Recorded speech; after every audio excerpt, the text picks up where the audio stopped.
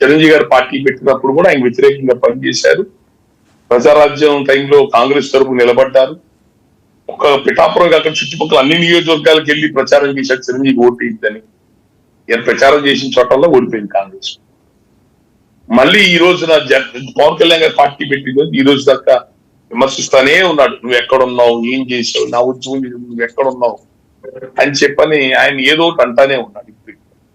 ఇప్పుడు చివరి పరాకాష్ట ఏంటంటే ఆయన నిలబడ్డ నియోజకవర్గం మీద దాడి మొదలు పెట్టారు.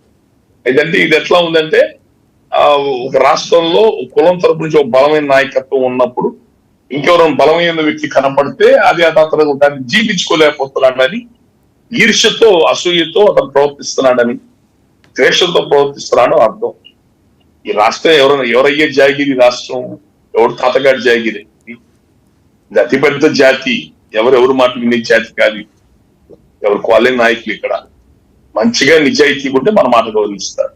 నేను రాష్ట్రంలో ఏ ఊరికి పోయినా ఎందుకు జనం నాతో ఎందుకు ప్రేమ కొట్టారు, ఎందుకు నాతో నా మర్యాద ఇస్తారు, ఎందుకు చెప్పిన మాట ఇస్తున్నారు మా మాట. మేము పద్ధతిగా ఉంటున్నాం. ఎక్కడ రాజకీయాల్లో దూరం పదవులు తీసుకోవటం. మొన్న ఎలక్షన్ కూడా ఆయన వైసీపీ పార్టీ కానీ ఏ పార్టీతో కానీ ఎమ్మెల్యే టికెట్ ది ఆయన ఎమ్మెల్యే టికెట్ ఆయన నిలబడేది ప్రస్తావన వచ్చిందా లేదా మీరు చెప్పండి. అవును, వచ్చిందా లేదా? వచ్చింది. నువ్వెలా కాపు నాయకుడు అవుతావా?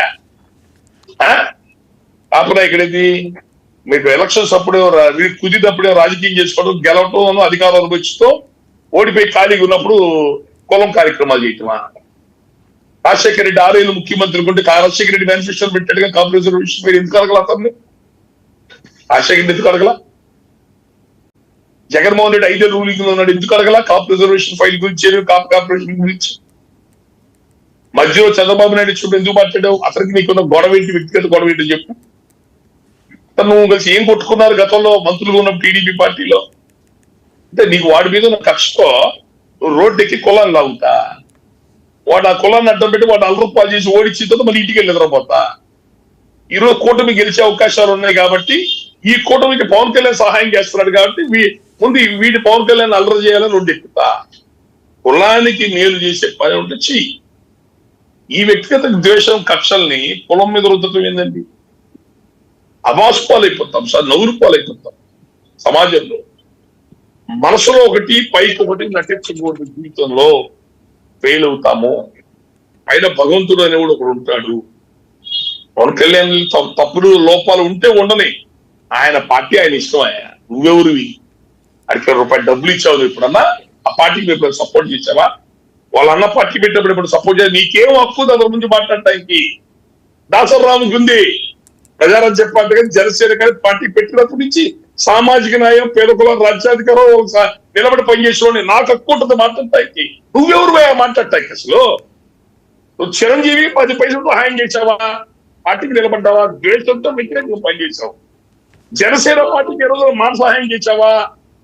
ఎప్పుడన్నా 10 అందరూ అండగా నిలబడిన మనోడు ఒకటి వచ్చాడు ఎప్పుడన్నా అన్నావా? నీకేం అధికారం ఉంది అతని గురించి మాట్లాడటానికి? వైసీ అతను ఏం మాట్లాడినా కాపు కులం నాయకుడిగా తీసుకోవద్దు, వైసీపీ పార్టీ నాయకుడిగా తీసుకోండి. ఇప్పటికీ సలహా ఇస్తున్నా, పిఠాపురం స్థాయిలో మాట్లాడద్దు. నువ్వు రాష్ట్ర స్థాయి నాయకుడివి ఒకప్పుడు, ఇప్పుడేమో నాకు తెలియదు. మీ చేతులారా చేసుకున్నారు కదా.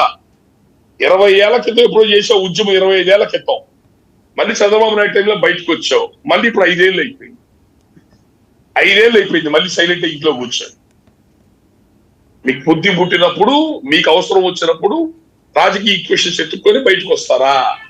నువ్వు ఉద్యమం చేసినంత కాలం నీ ఇంట్లో ఉన్నదెవరు, నీ ఇంటికి వచ్చిన వాళ్ళెవరు? వైసీపీ నాయకులు కదా. చంద్రశేఖర్ రెడ్డికి నీ ఇంటికి ఏం పని? కరుణాకర్ రెడ్డికి ఏం పని? ఇంటికి మిథున్ రెడ్డికి ఏం పని? ఇంటికి రావడానికి వీళ్ళందరూ ఎందుకు నీ ఇళ్ళ చుట్టూ తిరుగుతుంటారు? ఏం పని? నువ్వు కులంలో ఉద్యమంలో పనిచేసేవాడికి నీకేం సంబంధం వీళ్ళందరితో? నువ్వు రోజు వెళ్తే ఏం మంత్రాలు చేస్తున్నావు వీళ్ళందరితో కూర్చొని? నువ్వు ఇప్పుడు పార్టీ కండవా ఇస్తున్నావు, గొడవే లేదు. పార్టీ నాయకుడిగా మాట్లాడుకో. ప్రజల్ని కోరుతుంది ఒక్కటే, ఆయన వైసీపీ నాయకుడిగా గుర్తించండి. ఆయన మా కాపు నాయకుడు కాదు. ప్రతి ఎలక్షన్ లో పోటీ చేద్దాం అనుకునేవాడు కాపు కులస్తు కాపు సంఘం మనిషి అవ్వడు, రాజకీయ నాయకుడు అవుతాడు. ఇప్పుడు కూడా నేను ఇప్పుడు రాజకీయాల్లో తిరుగుతున్నా. ఏం తిరుగుతున్నా? నా అండ పేద కులాలకి, నెక్స్ట్ నేషనల్ పార్టీ బీజేపీకి. అంతే. వాళ్ళు నిలబడ్డ 30 నియోజకవర్గాలకి నా పరిమితి. నేను మీతో ఎక్కడికైనా వెళ్ళానా? వేరే పార్టీలు నిలబడ్డ చోట టీడీపీ కానీ వైసీపీ చోట నేను ఎక్కడికైనా పోయానా? నేను వెళ్ళలేదే. మా పేద కులాల నుంచి వచ్చిన పార్టీకి నా సపోర్ట్. నేను పవన్ కళ్యాణ్ అడిగితే ఎమ్మెల్యే టికెట్ నాకు ఇవ్వడా? ఇక నాకు అడిగితే ఏం రావు. ఎందుకు తీసుకోలేదు మేము? కులానికి పనిచేసేవాళ్ళు కొన్ని విలువలతో ఉండాలి. మేము వెళ్ళి పదవులు తీసుకుంటే వాళ్ళు మోచేతి నీళ్ళు తాగుతూ వాళ్ళు చెప్పింది వినాల్సి వస్తుంది. పవన్ కళ్యాణ్ గారు తప్పులు చేస్తే ఎన్నిసార్లు ప్రతిఘటించాను, ఎన్నిసార్లు నేనే ఎదిరించాను ఆయన్ని. ఇది తప్పు, ఇది ఇట్లా కాదని చెప్పని పదవి తీసుకుని కాల్చి మూసుకొని పడుండాలి కాళ్ళ దగ్గర. ఈ మాత్రం ఆలోచన లేకుండా ఉన్నారా మీరందరూ కాపు నాయకులు మిగతాలంతా? రాజకీయ పార్టీలకి ఎంతవరకు ఉండాలో అంతవరకే ఉండాలా.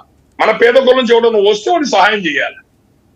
ఆర్కృష్ణ రాజ్యసభ తీసుకున్నాడు, మళ్ళీ నోరెత్తాడు ఎక్కడన్నా? ఆర్కృష్ణ కనపడ్డాడు ఎలక్షన్ ఎక్కడన్నా మీకు? కనపడ్డా? మరి 2 రాష్ట్రాల నాయకుడు కదా మహానుభావుడు. ఏడి ఎక్కడున్నాడు? పదవి తీసుకున్న రోజే బానిసలు అయిపోతాడు. కాదు సార్, ఇది ఇక్కడికి ఆగుతుందా? అట్లా ఏం ఉండదు సార్. వైసీపీ పార్టీ వాళ్ళు ఏది చెప్తే అది చేస్తున్నాడే. కాదు సార్, రాము గారు మీకు తెలియంది ఏం కాదు, చాలా మంది మతాలు మారుతారు కానీ ఈయన కులాన్నే మార్చుకుంటానంటున్నారు కదండి. ఏంటి రెడ్డి పదవి ఏంటి మరి వింతగా? ఆయన మొదటి నుంచి అరగెంటు మొండి నుంచి ఆయన పట్టుకున్న దాన్ని 3 కాళ్ళు